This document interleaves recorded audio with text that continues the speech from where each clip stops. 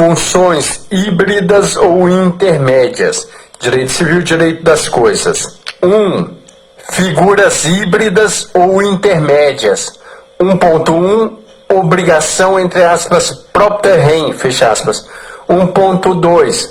Ônus reais. 1.3. Obrigações com eficácia real. 2. Obrigações propter rem. 3.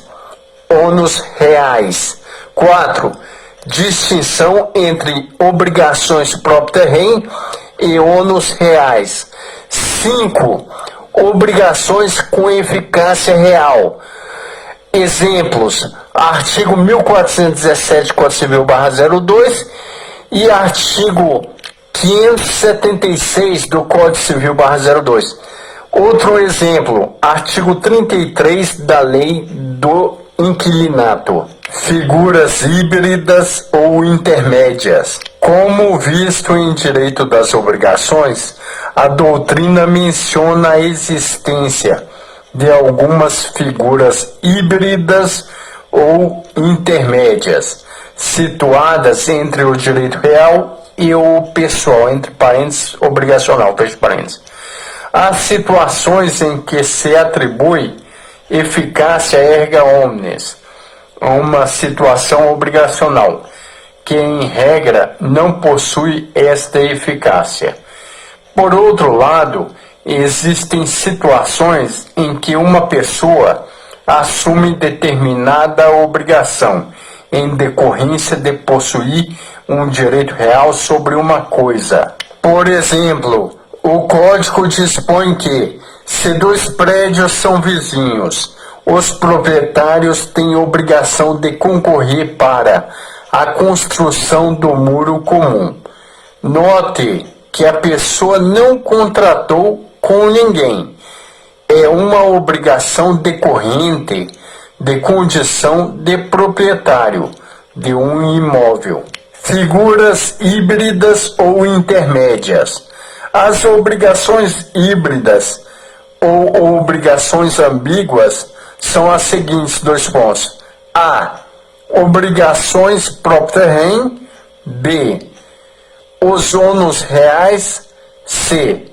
Obrigações com eficácia real. Obrigações propter rem. Obrigação propter rem, entre parênteses, in rem, ob rem, ponto vírgula, ambulatorial, fecha parênteses, é aquela que recai sobre uma pessoa por força de determinado direito real, entre parênteses, propriedade, fecha parênteses. Só existe em razão da situação jurídica do obrigado, de titular do domínio ou de detentor de determinada coisa. As obrigações propter rem são prestações impostas ao titular de um determinado direito real pelo simples fato dele assumir esta condição, entre parênteses, de titular, fecha parênteses. O sujeito passivo desta obrigação, entre parênteses, devedor, fecha parênteses, é determinado pela titularização de um direito real, entre parênteses, propriedade, fecha parênteses. Ônus reais. Nota-se que no ônus real a responsabilidade é limitada ao bem onerado, ao custo deste, enquanto que na obrigação propter rem, o devedor responde com seu patrimônio em geral, sem limite ou ilimitado. Ônus real é poder exigir a entrega específica ou reiterada de coisas ou dinheiro ao titular de determinado direito real de gozo. Exemplo, 2 pontos. A aquisição de renda sobre bem imóvel. Ônus reais, entre parênteses, segundo conceito, fecha parênteses. Ônus reais são obrigações que demarcam ou limitam o uso e gozo da propriedade que constitui gravames, entre parênteses, ônus, fecha parênteses, ou direitos oponíveis a todos. Esse a todos significa erga omnes. Ponto. Em razão de que quem deve é esta e não a pessoa. Distinção entre obrigações propter rem e ônus reais. No nosso gráfico, nós temos a distinção entre o ônus reais e a obrigação propter rem. Primeiro, quanto à prestação. Segundo, quanto à responsabilidade. Terceiro, quanto à ação cabível. Quarto, quanto ao efeito com relação ao objeto da obrigação. Nos ônus reais, quanto à prestação, primeiro, ocasionam sempre com a prestação positiva. No propter rem, quanto à prestação, no propter rem, emerge-se com a prestação negativa.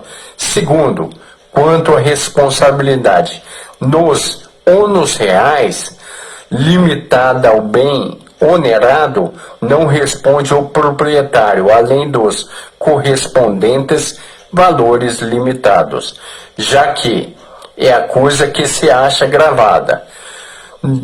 Quanto à responsabilidade, no propter rem, o devedor responde com todos os seus bens indefinidamente, sendo este, o devedor, na relação jurídica, ele é vinculado.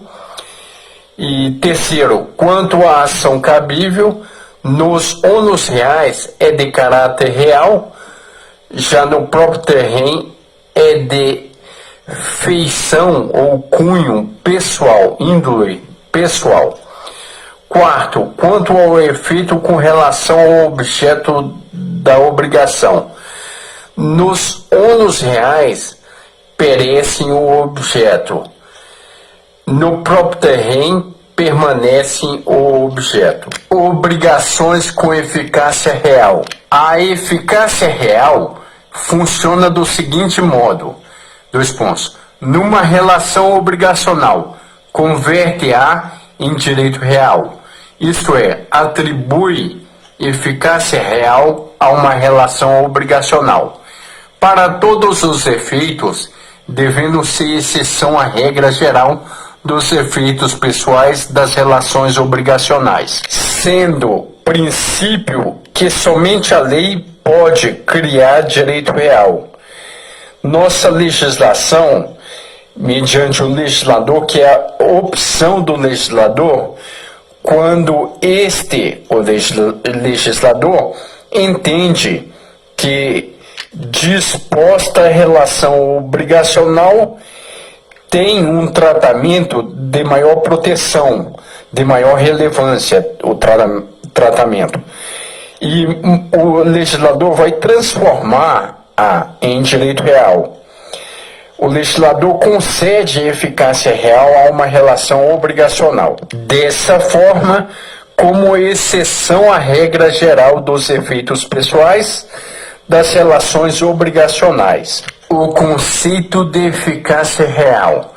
Primeiro conceito: a obrigação de eficácia real é aquela que, sem perder o seu caráter de direito pessoal ou direito a uma prestação, ganha oponibilidade contra terceiros que adquiram direitos sobre determinado bem, tendo em vista o seu registro.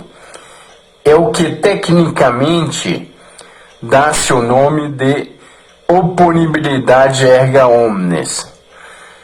O segundo conceito de obrigações com eficácia real.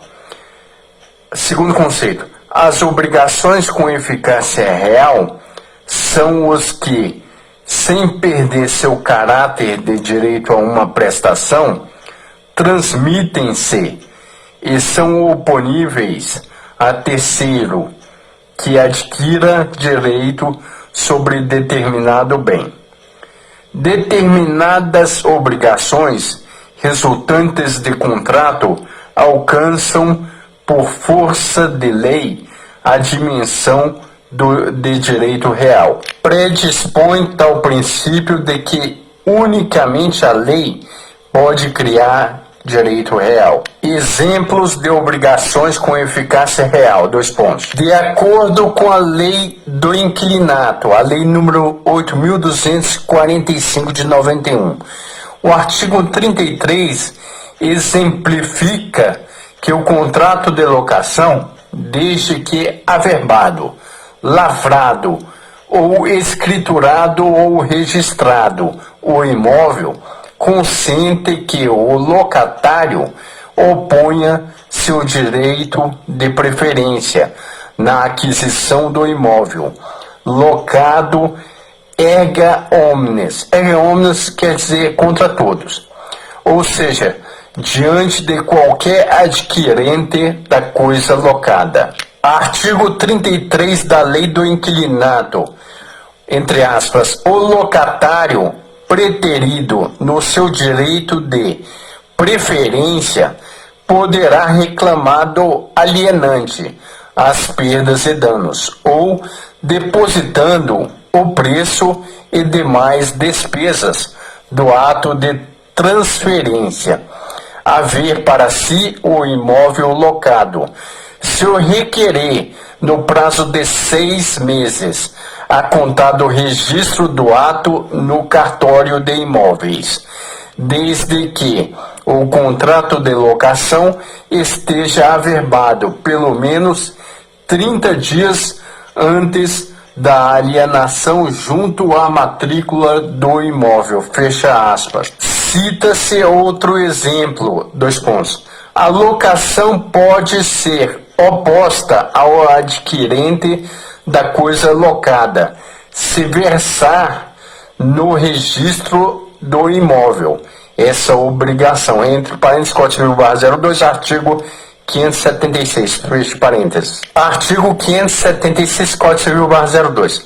Se a coisa for alienada durante a locação, o adquirente não ficará obrigado a respeitar o contrato, se nele não for consignada a cláusula da sua vigência, no caso de alienação, e não constar de registro. Alude-se outro exemplo do, entre aspas, do direito do promitente comprador, fecha aspas, entre parênteses, Código Civil, artigo 1417, fecha parênteses, 2 pontos. Em razão da inscrição no registro imobiliário, podendo o compromissário gozar de direito real, habilitando-o a adjudicação compulsória. Artigo 1417, Código Civil /02, entre aspas, mediante promessa de compra e venda, em que se não pactuou arrependimento celebrada por instrumento público ou particular e registrada no cartório de registro de imóveis, adquire o promitente comprador direito real à aquisição do imóvel.